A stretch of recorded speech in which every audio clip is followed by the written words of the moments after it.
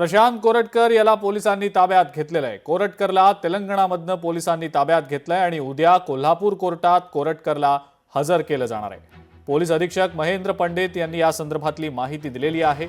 25 फेब्रुवारीपासून कोरटकर फरार होता। तब्बल महिन्याभरानंतर प्रशांत कोरटकरला ताब्यात घेण्यामध्ये पोलिसांना यश आलेलं आहे। सुनावणी 4:30 वाजता होती, त्यापूर्वीच कोल्हापूर पोलिसांनी त्याला ताब्यात घेतलेला आहे।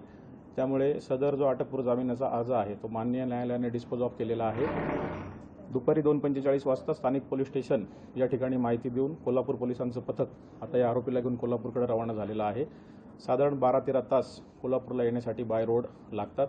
रात्री उशिरा या आरोपीला कोल्हापूर येथे आणल्यानंतर पुढील जी कायदेशीर प्रक्रिया आहे ती पार पाडून उद्या माननीय न्यायालयामध्ये हजर केलं जाईल। तर तेलंगणा अशा चिल्लर माणसानं 1 महिना आमच्या कोल्हापूरची भाषेत बोलायचं झालं तर तंगवातंगवी केली, ही खूप मोठी गोष्ट आहे।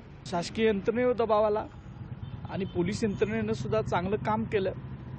आमचे वकील असीम सरोदे असतील, माझे सगळे सहकारी असतील, सगळे पाठीमागे राहिले आणि एका विकृत व्यक्तीला, विकृत इतिहास सांगणाऱ्या व्यक्तीला अटक झालेली आहे आणि त्याबद्दल समाधान आहे।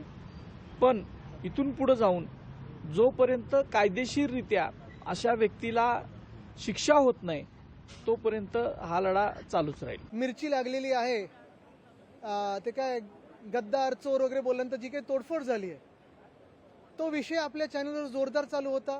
कदाचित दिल्लीतून फोन आला असेल की तो विषय आता थंड करा आणि आज कोरटकरला पकडलं गेले। असो तरी आनंद आहे। आता कुठच्या परिस्थितीत म्हणजे त्यांना VIP ट्रीटमेंट देऊन आणणार की त्यांना बेड्या ठोकून आणणार, महाराजांचा अपमान करणाऱ्याची दिंड काढली पाहिजे असं आणणार की VIP ट्रीटमेंटमध्ये फर्स्ट क्लासमध्ये घेऊन येणार, हा एक प्रश्न उपस्थित होतोच। अशा या चिल्लर माणसाला पकडायला पोलिसांना 1 महिना लागला। नागपूरमध्ये प्रशांत कोरटकरच्या घराला पोलिसांचं संरक्षण होतं आणि ते संरक्षण असताना तो घरातून फरार झाला।